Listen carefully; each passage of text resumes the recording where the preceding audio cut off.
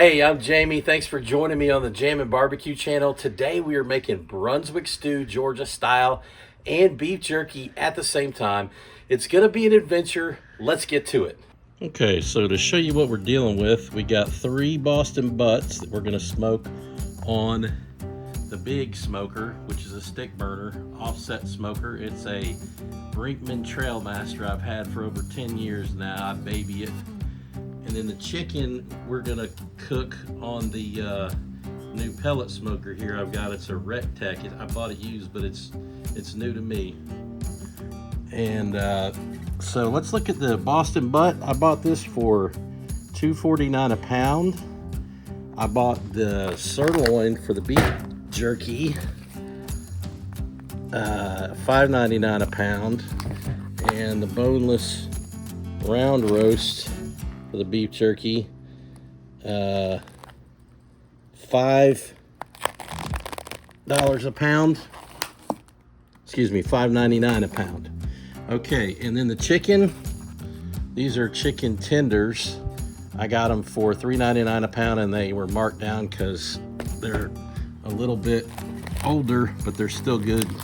So let's talk about seasonings. We got Big Mo Casein chicken rub. It's great on grilled chicken, so I'm going to use it on my chicken breast for the Brunswick stew. Then the Bad Byron's butt rub is going on the Boston butts. And I'm going to tell you, I've been using this stuff for over 10 years. Somebody got me started on it, and if you have not tried Bad Byron's butt rub on Boston butts, you're missing out. And this is also great on grilled chicken. Those are the only 2 seasonings we're using for the pulled pork and the chicken. Now, for the beef, we are going to use something different. Now, let's talk about beef for beef jerky. You want either round or you want beef sirloin when you're doing beef jerky. So there you have it. These are the meats we're using, the spices we're using, and let's get to it.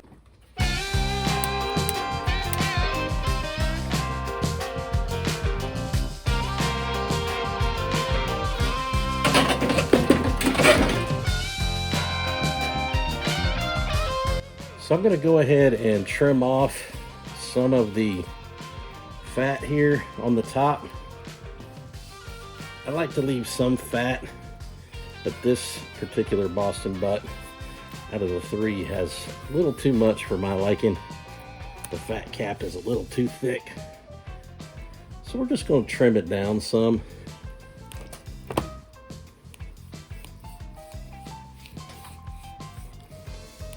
We don't want to take away the flavor of the fat, so we leave some on there, but we don't want it to taste too fatty either.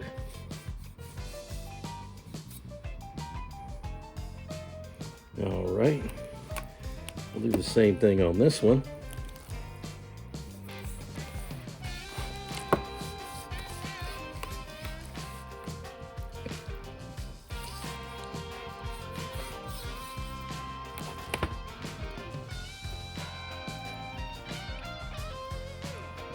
Okay, get a little more off of this one. All right. Now let's put on our Bad Byron's butt rub. Make sure you coat it evenly.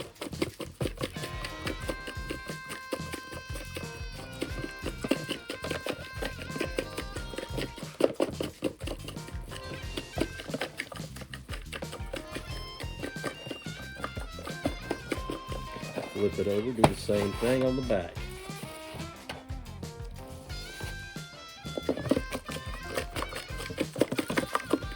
Some people are probably watching this saying, why don't you use a binder? Where's the mustard?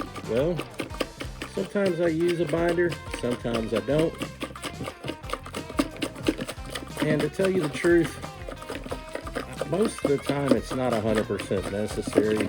It does help some, but I mean, if I flip this over, you can see it's still got the seasoning on it, and I haven't put any binder on it, and it just touched something, so it's not coming off, but it's not 100% sticking. You're probably only getting 90% of what you put on there when the 10% comes off.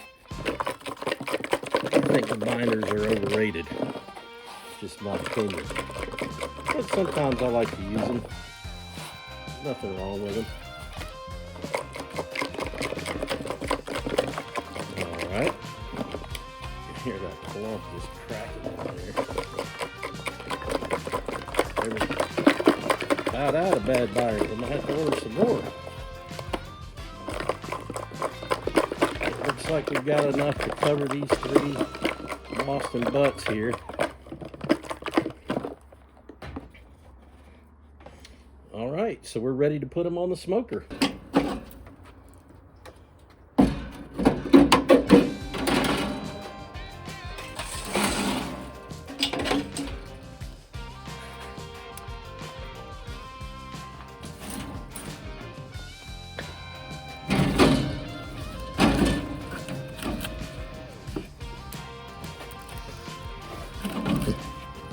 Okay, so I put in some good hickory wood there. We're gonna let that flame up, and when it does, we'll close the tops and get ready to cook. As you can see, we've got a good flame going here. So we're gonna close this down. So we're gonna put the thickest Boston butt closest to the flame. And that's gonna be this one. We're gonna put it closest. Then we're gonna put the next thickest right here. Make sure they're not touching. I'll put a diagonal there.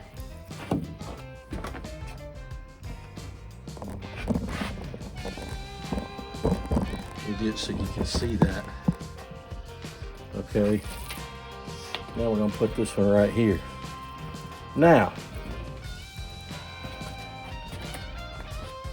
notice I have some distance between here and where that flame comes up. Otherwise, you're going to be grilling your Boston butt. You don't want that.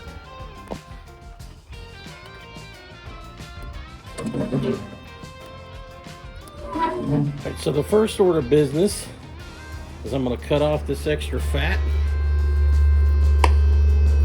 Get that out of the way. Pretty big fat cap there out of our way.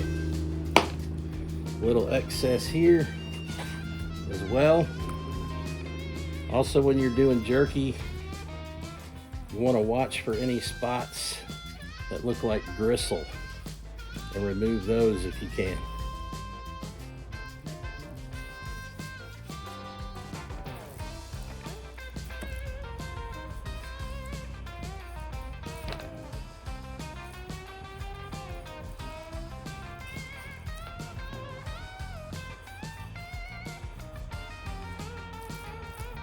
All right, doesn't have to be perfect, but that's pretty good right there.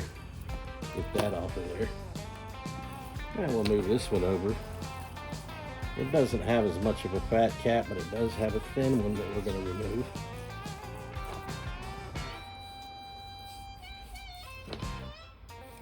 All right, got that off. And a little bit right here, a little bristly right there. Okay, now I'm going to cut it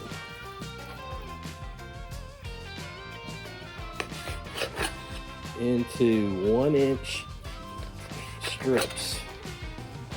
Well, that one's bigger than I really wanted. You want to cut them about as thin as you can, which is going to look about like this right here. That's really not even an inch. You really want to cut them about as thin as you can when you're doing jerky.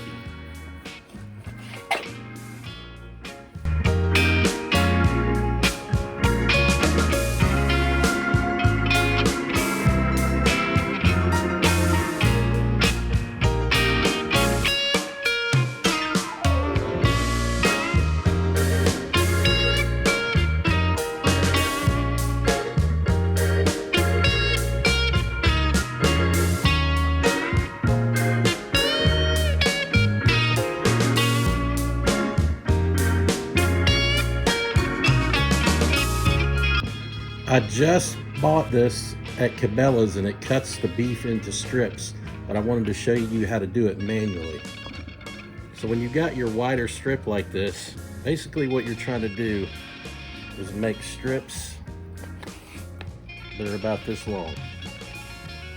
Okay, they're already the right thickness if you cut it about as thin as you could. Then you just want them to be, what is that, 1/4 of an inch? I don't know, I'm not a good judge of distance.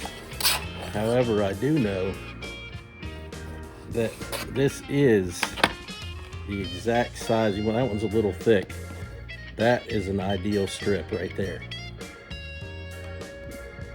Like I said, when I first started doing this, I did everything manually for a long time, but I started doing beef jerky enough to where I really didn't buy it in the store anymore, and I thought it'd be good to buy this machine here. We're gonna give it its first try today. Drop it in like this, and crank it, and there you go. Cuts it into all those strips for you.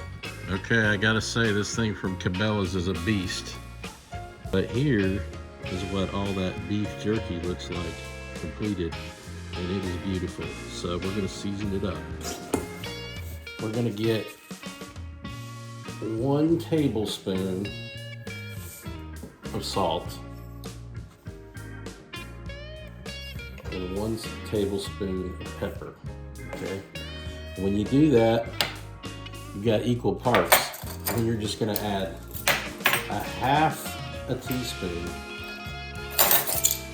of paprika. Now that is a good blend. I've been trying different ones. It's perfect. So what I do is I stir that up and I think, okay, is that gonna be enough to cover all that beef? Well, obviously not in this case. But when I do a smaller batch, that's what I do. I start with that and then I see how much more I'm gonna need to add. In this case, I'm gonna need at least 2 more tablespoons, I think.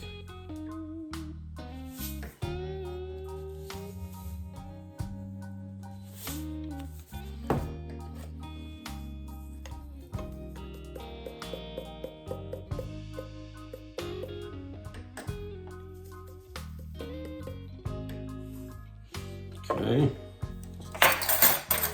and that's going to be a full. Break out. All right. Make sure you stir it around real good so that everything gets even.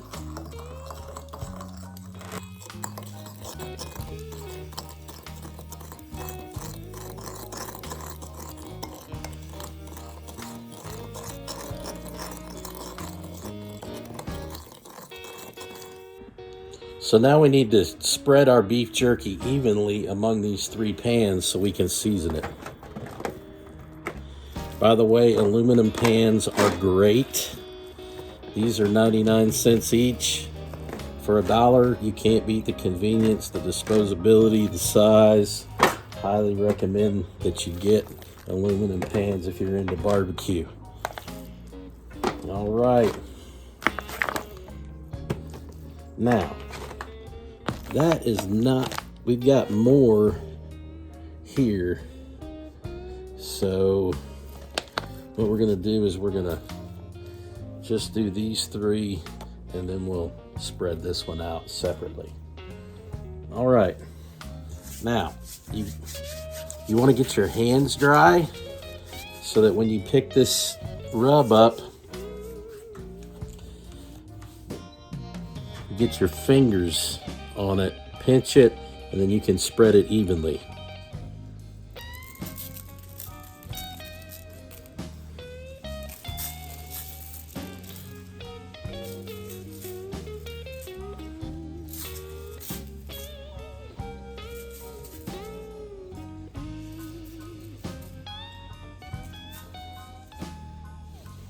Okay, now notice I put a light coating.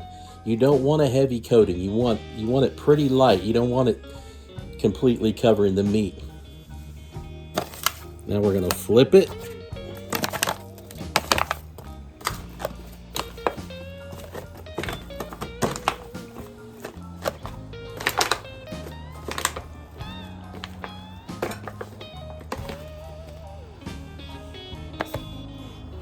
And do the exact same thing on the other side.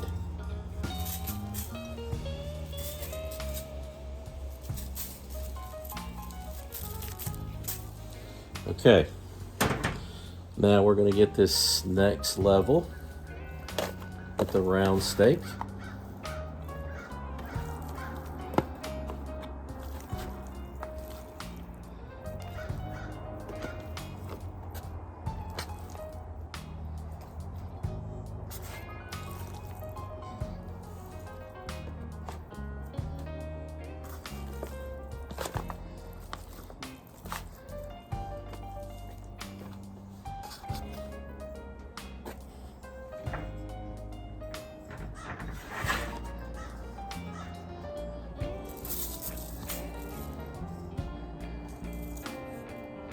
I love doing this on my porch because I can hear the sounds of nature a lot of times.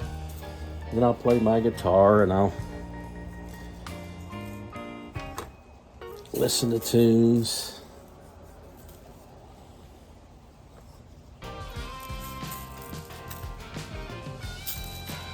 The weather has warmed up and become sunny. It's like we had a week of rain and then it finally got sunny.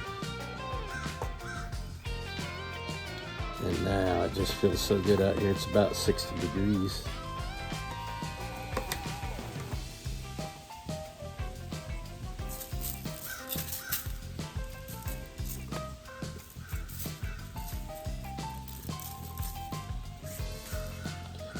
All right, now we still have a lot of rub left, but we can save it for the next time we do jerky.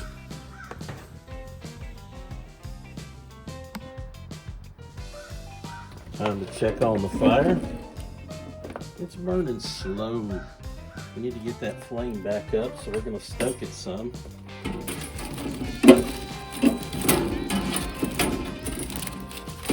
Hickory wood burns pretty slow. And sometimes it's stubborn on burning fast enough at all, so I'll try to get those coals up under there. We're going to get another piece.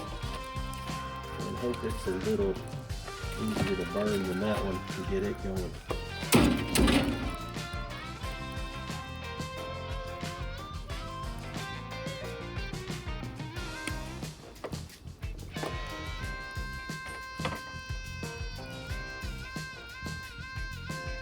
Check on our Boston butts.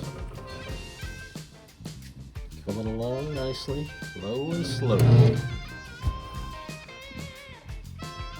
All right, so we're going to put the jerky on.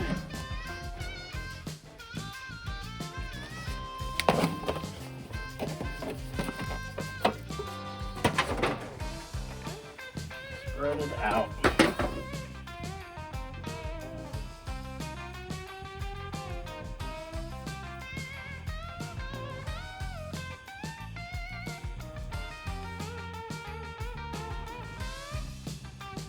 You really don't want it to be touching, but when it starts to shrink up, they kind of naturally separate some, and you can come back and separate them even more.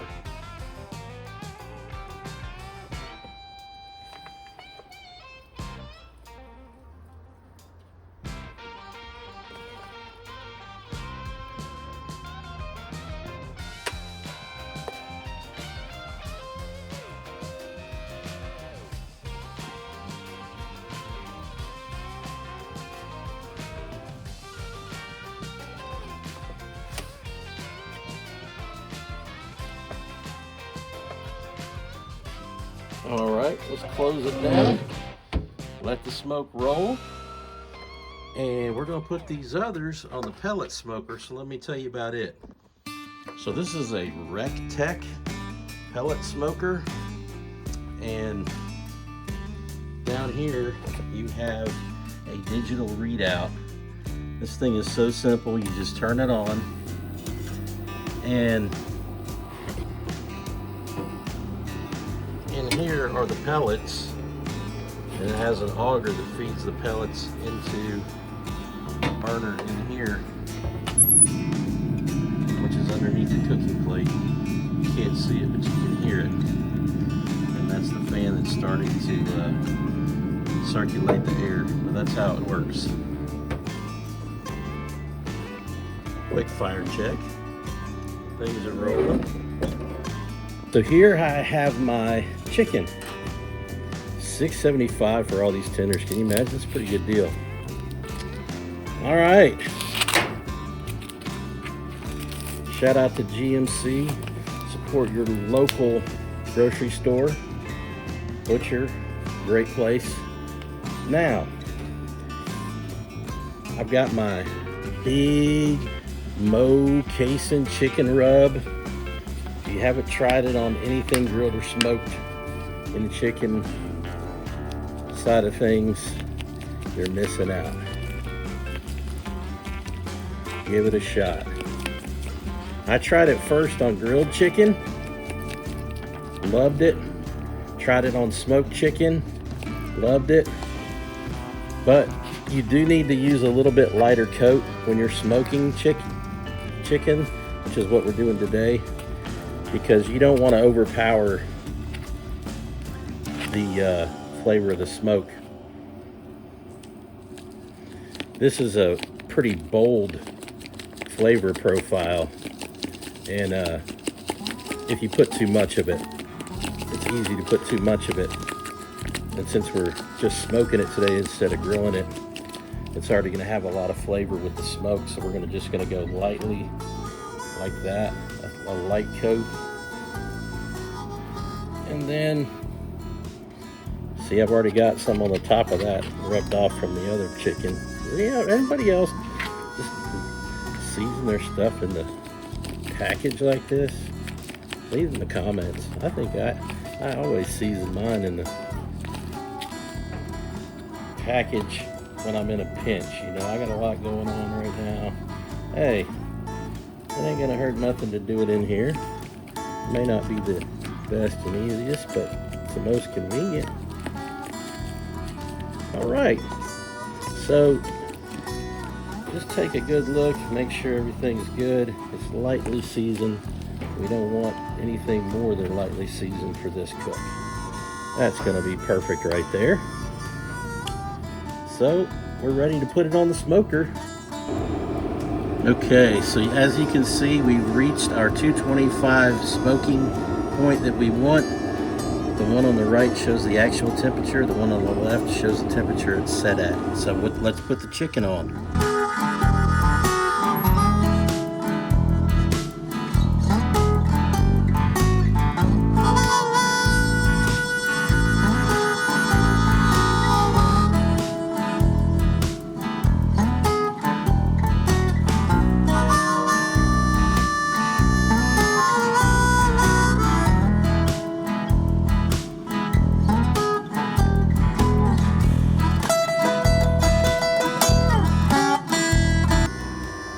Fire check. Oh, flame's a little low. We need to get it back up some.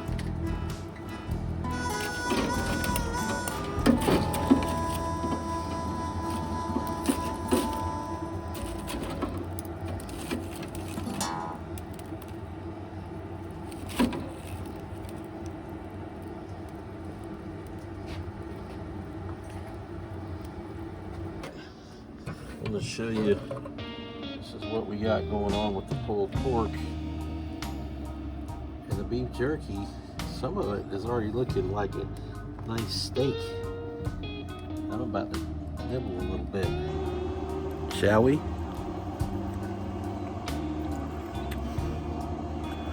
It's going to be bomb when it's done. Here's the ingredients for our stew. Got the barbecue sauce, the corn, the lima beans, you got the diced tomatoes, the chicken broth of Worcestershire, and the onions. Time to check the chicken. Looking good on the pellet smoker. Some of this beef jerky looks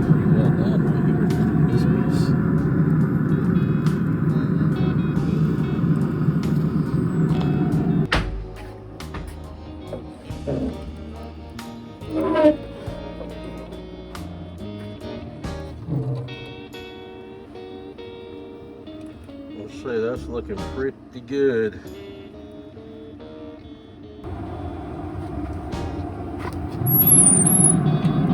So as you can see, chicken is ready to pull.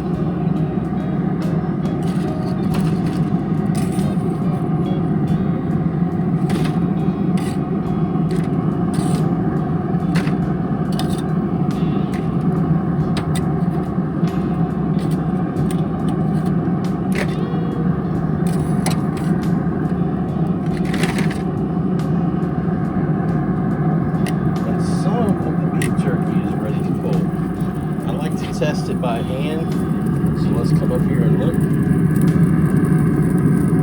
That one's still got too much moisture. That one's good and dry. You want it to be dry, completely dry on the outside, and just a very slight bit of moisture in the very middle. That one's pretty good. Perfect. Perfect. And at this point, the pellet smoker is cooking the jerky way faster than the stick burner. But I'm having some issues with the fire of the stick burner, so it's really not a fair comparison. That's not what we're really comparing. Checking the tenderness. Oh yeah, that's perfect. Perfect. These two are a little thick. There's still a little too much moisture in them for me.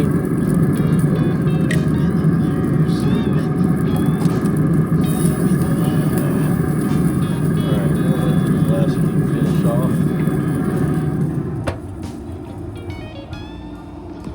Here's what we got out of the pellet smoker.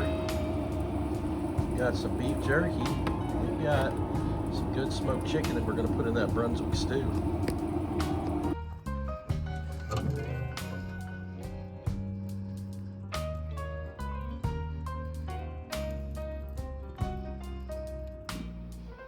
As you can see, the Boston butt turned out great. I've been gnawing on this incredible bark right here as the afternoon has gone on. It has been a very low and slow process. So we've got 10 chicken breast tenders here, but these bigger chunks are not going to go well in the food processor. So we're going to cut them up into smaller chunks. Just chop them up into these smaller chunks here. And then we'll put them in the food processor. We got our chicken in here. This is half of it. Go real lightly on this. I still see some bigger chunks.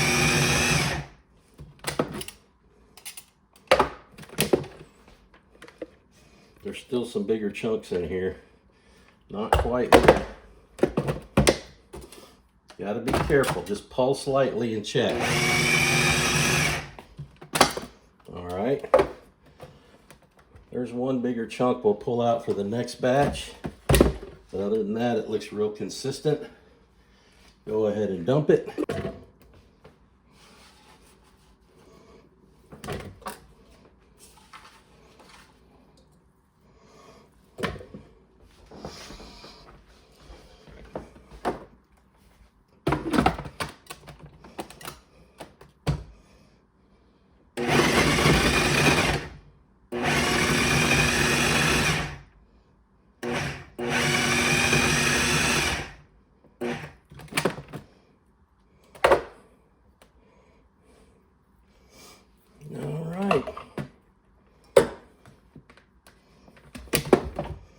And all the meat is ready.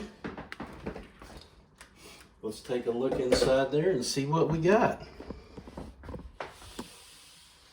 Now we're just gonna, this is 50-50, half chicken, half pulled pork. We're gonna mix that up in there. As you can see, it's gonna be a nice smoky meat blend for our Brunswick stew. We're we're going to chop up this onion. And then when we get the onion cut, we'll saute it, pulse it.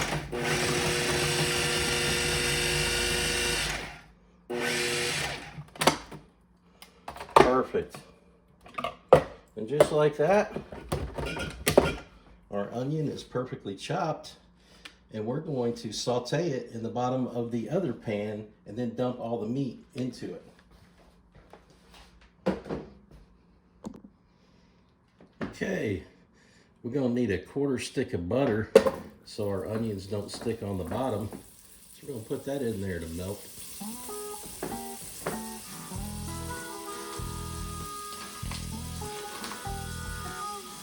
We're going to use our spoon to move that around.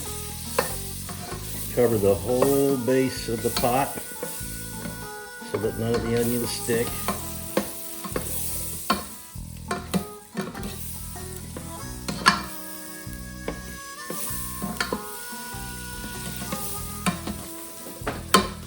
Alright, looks good. Now we're going to dump the onions in.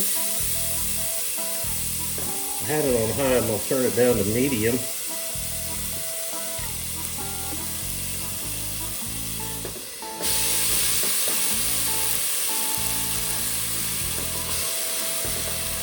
Some people use onions in their Brunswick stew, some don't. Your preference. I personally like onions, and my wife likes them as long as they're cooked. So we're going to make ours with onions. Good thing about Brunswick stew is there's a lot of different things you can do with your Brunswick stew. Georgia Brunswick stew, which is where I'm from, is basically what we're making. Some use onions, some don't, but corn and lima beans and a tomato base is very much a staple with pulled pork and chicken in Georgia. Now, up in Brunswick County, Virginia, they use potatoes along with these other things that we use in Georgia in their Brunswick stew. Some people puree everything. Some people like chunks, some people like lima beans, some don't. And people add or subtract other things from their stew. But this is just basic Georgia stew. And you'll really enjoy it, Georgia style. And then you can figure out what you like taste-wise and do whatever taste you want. Okay, those are pretty good and tender. And what's not tender will be tender when we add in the other things. So, we're going to go ahead and add in our meat mixture, which has already been distributed evenly and mixed well. And now we're going to mix that with the onions, stir it around real good. Now, next thing we're going to do is we're going to add our diced tomatoes, okay? Now I'm going to add these 2 cans and then see how it goes. We may need to add more, but those are going to be the 2 we start with. We're going to add 1 can of white corn. Oh, by the way, the tomatoes are just diced Hunt's tomatoes. You can get any brand you want. And then a can of lima beans. Everything's drained except the tomatoes.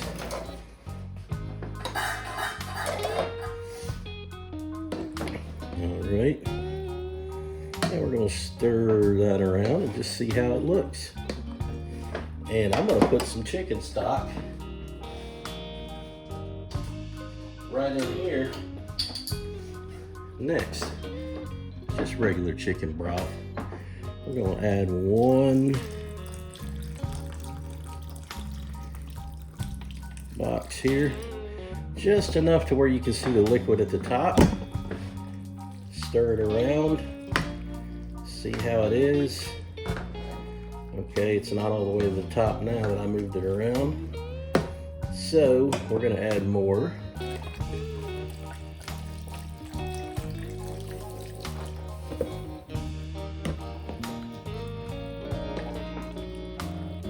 Alright, Then we're gonna let that simmer a bit, and then we're gonna come back to it. We're gonna add some Worcestershire. It's about a tablespoon. Stir it around. It's still heating up. All right.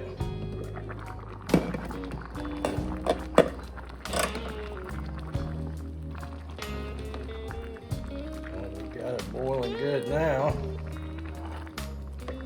So we're going to turn this thing down to low.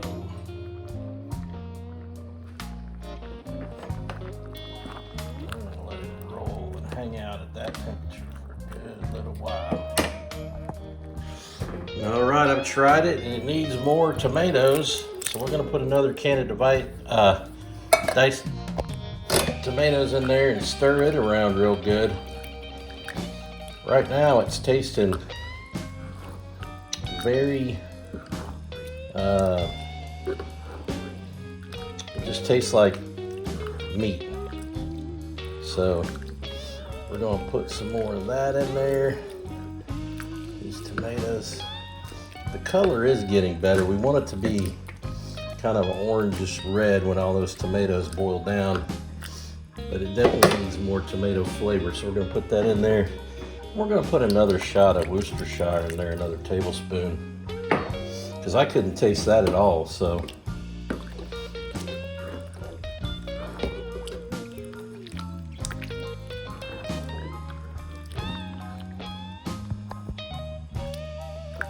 it's not looking bad though. Okay, so I wanted to talk to you about these 3 ingredients on my right. The brown sugar, I've added 3 tablespoons. I like it a little bit sweet, but you may like more sweet or not any sweet. So use the brown sugar to your taste, a tablespoon at a time in your pot until you get the desired flavor you want. Then add your barbecue sauce. I chose a vinegar sauce. You can use any sauce you want to taste, just a little bit at a time until it tastes like you want. And then the Tabasco or other pepper sauce you have. I like Tabasco in this case. But whatever pepper sauce you have, it's gonna be good. I think the heat in this is good, but some people don't like heat, so I'm not gonna put it in the whole batch. I'll just add it to my individual bowl. But there you have it, Brunswick Stew, start to finish. And if you wanna learn how to make smoked beef jerky from start to finish, I have another video on that. But I'm so happy about this end result, and it's time for me to eat.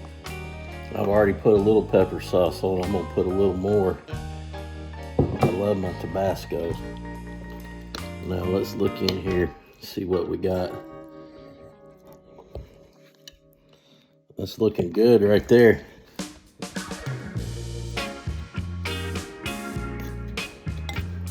Stir it around real good, distribute that heat. Let's get us a little bite here.